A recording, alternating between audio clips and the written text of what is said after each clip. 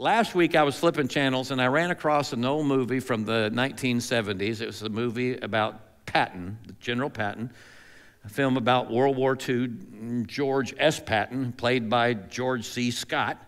The movie won 7 Academy Awards, including Best Picture of the Year in 1970.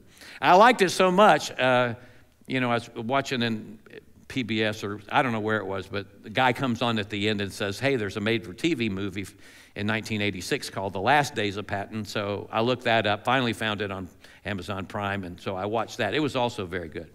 Now, unquestionably, Patton was a great military genius and strategist, and he fought in almost every major American conflict in the 20th century.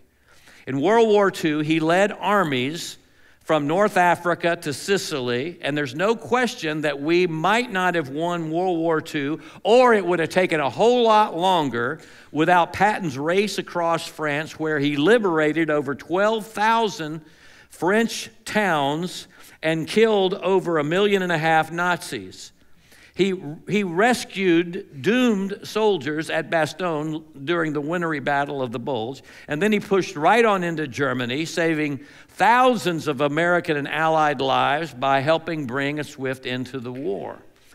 He volunteered the Third Army to make that drive to Bastogne when no one else would do it, to help the American forces there that were surrounded by the Germans. In fact, this is interesting, Karen's father, Lieutenant Colonel Thomas Patrick Moran, was in the 101st Airborne. He flew into Normandy on a glider behind enemy lines early morning of the D-Day invasion on his 27th birthday.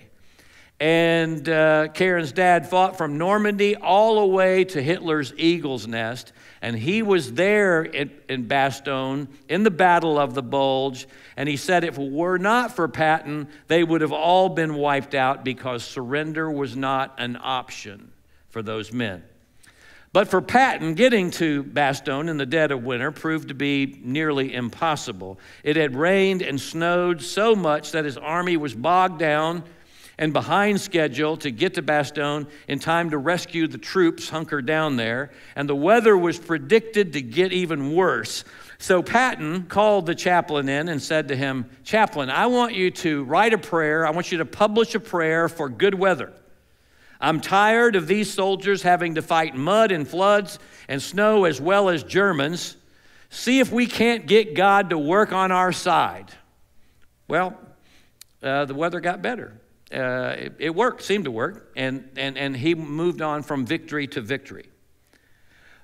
But being a great military strategist didn't mean he had a solid character. This man could not control his tongue. He criticized our allies and their generals. He was constantly saying things he should have never said. He stubbornly refused to obey orders, which got him in trouble with General Eisenhower on several occasions. He was called out many times by the American press, especially when he berated a soldier in front of his men who was having a breakdown, a meltdown from PTSD, which wasn't known as a psychological problem back then. He used so much profanity that they say it still hangs like a cloud over Europe to this day. I mean, he cheated on his wife. She was faithful to him through thick and thin to the last days of his life. By the end of the war, though he maintained his rank, he was moved downward from one command to the next, each step down with less and less influence. Patton was a mix of good and not so good. He was a great man in terms of his contribution to history, but not a great man in terms of his character. You could put it like this: as to the judgment of history, he was one of the most successful military generals of all time. But the judgment of history focuses on achievements and accomplishments and contributions and successes. For the most part, that's how General Patton is remembered. But in this story, verses 47 and 48, we see how the judgment of history remembers Saul. Here's how Dale Ralph Davis lays it out in his wonderful commentary. Davis says, history's judgment is the external human calculation of a person's life and work. It's what folks can observe. By such a standard, Saul made his mark and made it well. Whether he turned east to Moab, southeast to Edom, northeast to Zobah, west of to Philistia, he succeeded in war and defeated his enemies and delivered Israel. But David says the judgment of history does not have the decisive verdict. The vital assessment cannot come from the applause of men within history, but only from the God who reigns over history. What matters then is not success, whether political or military, but covenant. And then he says this, Yahweh is not looking for winners, he's looking for disciples. Not looking for winners, he's looking for disciples. That's the reason for the negative undertow in chapters 13 and 14. Saul has begun to fail at the point of covenant in that he did not submit to the covenant of God. And for the Bible, covenant obedience means much more, far more than vocational achievement. So Saul's downward spiral into greater and greater stupidity and disobedience and his military successes are both true. Saul was, looking at the whole picture, a courageous, militarily successful king. No reason to deny that, no reason to hide that, but only one assessment really matters, and that is the verdict of the judge of history. Because it's possible to be a historical success and a spiritual failure. So just like Patton, Saul was a mix of good and not so good. He was a mix of self-centered, self-promotion, and successful military strategy. He was a mix of rebellion and religion. He was a mix of harsh, abusive rules and passive piety. He was a mix of knowing God's word and obeying it when it was convenient, but ignoring God's word when he wanted to do what seemed right to him. Saying, okay, well, why would God bless Saul with all these victories when he was such a mess? Well, like I said, not every victory is a victory. When you are passively indifferent toward God or in out-and-out rebellion against God, but things go well for you, never think that God is blessing you because of you. When you disobey God, never think that whatever good that happens to you means that God doesn't care about your sin and disobedience. No, the good may be for someone else entirely. Saul's victories were not for Saul. Saul's successes were for Israel. Yahweh was keeping his covenant promises to Israel. And Yahweh was winning great battles for his people, and he was doing it through Saul. Not every victory is a victory. Saul teaches us that. And not every tragic life is a tragedy if it is lived in faithful obedience to God in the circumstance he brings into our lives. Jonathan teaches us that. Again, as David says, God is not looking for winners, he's looking for disciples. So what's the passage about after all that? Well, the story is one more chapter in the downward spiral of the saga of Saul. And as we saw last week, it's showing us how, by being off 1 or 2 degrees, we can end up miles away from where God intends us to be. It is showing us that not every victory is a true victory. It's showing us that God isn't looking for winners, he's looking for disciples. And Saul looked like a winner, but Jonathan was the true disciple. Okay, so second question, what do we learn about God and life and faith in this story? Well, tucked away back at the beginning of this story is a statement about faith that I have had on my mind for 2 weeks now. Go back to verse 6. Again, remember the Philistines are on one side of these 2 jagged mountain ranges, ravine in between. Israel is on the other, and for days it's been a waiting game, and Jonathan and his armor bearers sneak out to the camp, and they're looking across the ravine at the Philistine camp, and Jonathan says to his young armor bearer, let's just call him Jake, because I'm getting tired of saying armor bearer.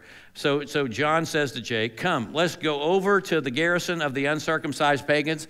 It may be that Yahweh will work for us, for nothing can hinder Yahweh from saving by many or by few.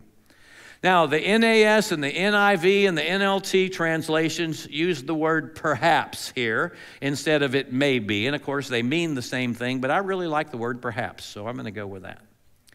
Let's go over to the garrison of these uncircumcised pagans. Perhaps the Lord will work for us, for nothing can hinder the Lord from saving, whether by many or by few. Let me tell you, there's so much good theology stuffed in that one verse. Theology that if Saul had understood it, it would have been him rather than Jonathan leading the charge that day. And this story teaches us an important lesson about faith, what it is and how it works. And from verse 6, it's what I call the perhaps of faith. The perhaps of faith. Now, you remember back in chapter 13, Jonathan took the initiative to knock off the Philistine garrison, which caused all this mess with the Philistines at the beginning. And now he does it again. He takes the initiative. He wants to attack again. So he says, let's go across to the outpost of the uncircumcised pagans. Perhaps God will work for us. Perhaps God will help us. Perhaps God will give us the victory. And he says, perhaps. Why? Because in a situation like this, how do you know? Well, how you know is you make yourself available. You put yourself at God's disposal. Faith is seeing an opportunity, and then you start moving in that direction. But it's not like you know for certain what God is going to do or not do. You don't. You don't always know. Jonathan has received no definitive word from the Lord about this. He doesn't know what Yahweh will do, but in a situation like this, you make yourself available, you put yourself at God's disposal, and you start walking towards the target. And that's the perhaps of faith. Now, of course, the perhaps of faith rests on the conviction of faith. What is that? Well, it's your theology of God. It's knowing who God is and knowing how God works. That's what fuels the perhaps of faith. Jonathan knows that God is all-powerful, and he has a firm conviction of the omnipotence of God. He knows God is not limited by our resources. He knows that God is not limited by our lack. He knows that God is not limited by our weakness. He's not limited by what seems to be impossible circumstances. He's not limited by what the doctors say is terminal. And because Jonathan has the conviction that God is all-powerful and in no way limited by any circumstances, listen, then Jonathan's faith was not limited by what seemed to be an impossibly dangerous, deadly situation. But, as I said, he did not presume upon the Lord. That's built into the perhaps of faith. You see, there's a difference between faith and presumption. Yes, faith does trust God for good outcomes. Faith trusts God to work for us, to do things for us we can't do for ourselves. But faith doesn't presume that God will do something for us just because we believe He will. That is not faith. Faith is not believing that God will give you what you want. Faith is not if you want God to do something for you and you don't doubt that God has to give you what you ask for. No. You see, the perhaps of faith factors in the freedom of God. You cannot take for granted that God will give you what you ask for just because you believe. You really believe He will.